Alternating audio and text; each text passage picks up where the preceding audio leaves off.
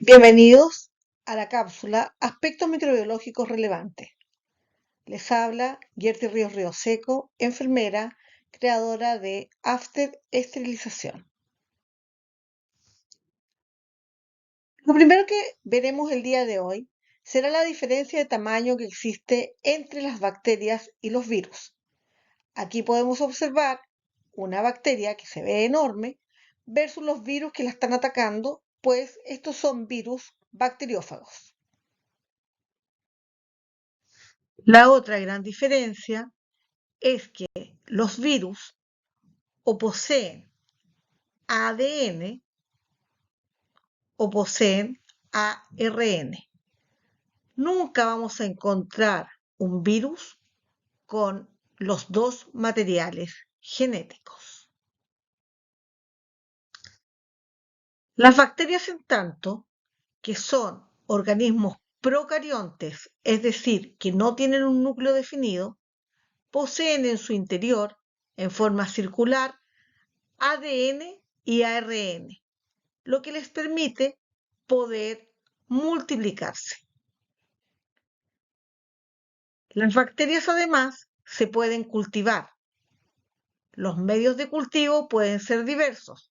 Por ejemplo, acá encontramos un cultivo con agar sangre. Cuando nosotros deseemos realizar algún tipo de cultivo, tenemos que tener bien claro qué queremos encontrar, puesto que va a depender de ello el medio en el que se va a sembrar.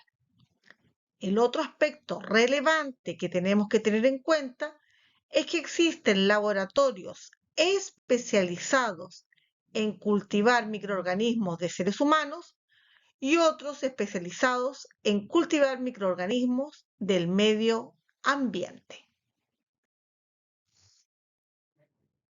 Vamos a revisar los tipos de virus que existen.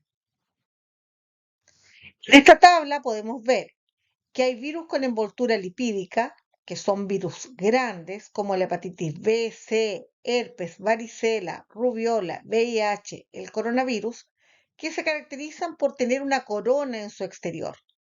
Por lo tanto, son fácilmente eliminables con agua y jabón.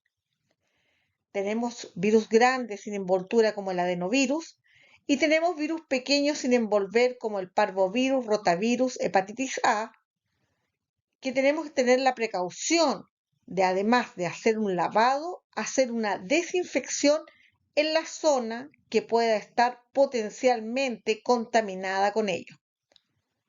Como dato, les puedo entregar que un niño que vomita y que tiene rotavirus, hay que limpiar 7 metros alrededor de donde vomitó y usar siempre mascarilla, puesto que estos virus se pueden inhalar. Las bacterias tienen diferentes formas.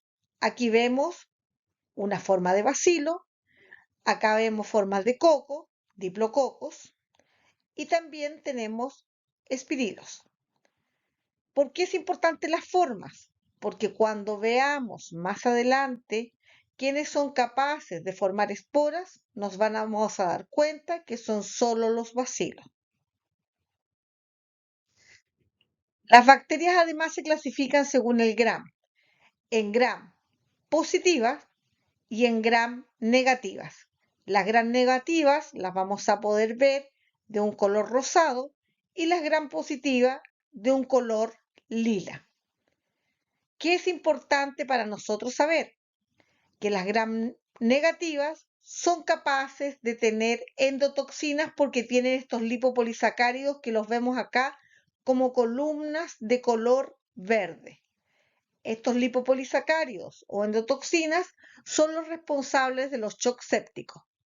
Por eso es que es tan importante un buen lavado del instrumental quirúrgico para disminuir al máximo la cantidad de microorganismos que ingresen al método de esterilización, puesto que estas endotoxinas no son capaces de ser eliminados por nuestros métodos de esterilización.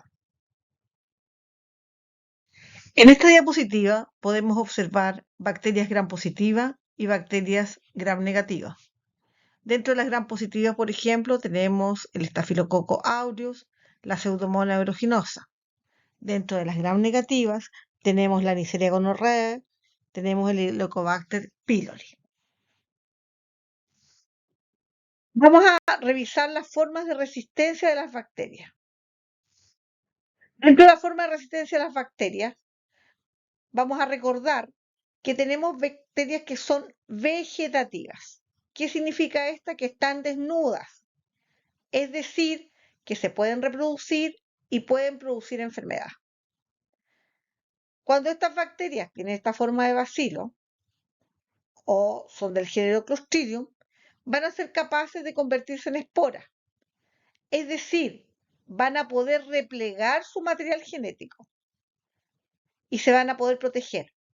Cuando están en esta condición de esporas, estas bacterias no son capaces de producir enfermedad. ¿Por qué razón? Porque tienen que germinar para poder hacerlo. Aquí vamos a revisar algunas esporas, como es el anthrax, Clostridium botulínico, el tetano y el Clostridium difficile. No son tantas las esporas de importancia médica, es decir, no son tantas las esporas que pueden producir enfermedades. ¿Qué tenemos? Clostridium botulínico, Perfringens, difficile y tetani. Y dentro del género Bacillus, Cereus, turgensis y Anthracis, responsable de antraxis del anthrax o del carbunco. Estas son las esporas de importancia médica. Otra forma importante de resistencia es la capacidad de las bacterias de poder formar biofilm. Dentro de estas tenemos, por ejemplo, a la pseudomonas. ¿Qué pasa? Cuando tenemos diferentes tipos de bacterias se agrupan, se adhieren y posteriormente se fijan. Luego se produce una maduración del biofilm y este incluso puede desprenderse. Esto pasa en el caso que tuviéramos, por ejemplo, un endoscopio con biofilm y al hacer una endoscopia a un paciente se podría desprender parte de este biofilm y pasar a la persona. ¿Cuál es el otro problema? La posibilidad de que este biofilm que se encuentra pueda resistir por esta matriz extracelular al agente esterilizante.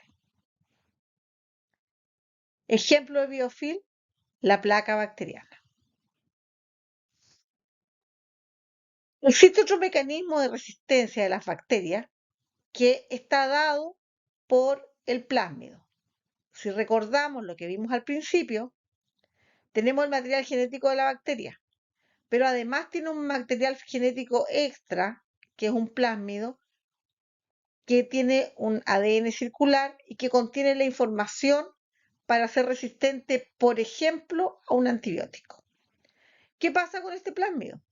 Que este plásmido va a ser capaz, a través del pili sexual, de reproducirlo y compartirlo con otra bacteria de la misma especie o de otra diferente. ¿Qué otros productores de enfermedades microscópicos tenemos? Los priones. ¿Qué son los priones?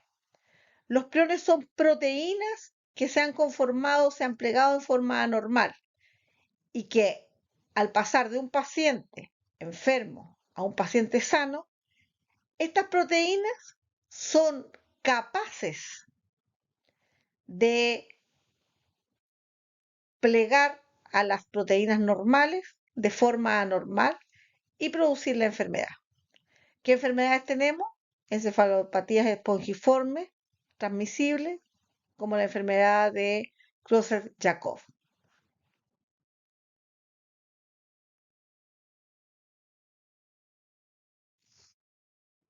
Cuando nosotros examinamos la resistencia de los microorganismos, nos vamos a dar cuenta que los virus envueltos son los menos resistentes a los agentes desinfectantes o esterilizantes y los más resistentes sin duda son los priones. Muchas gracias.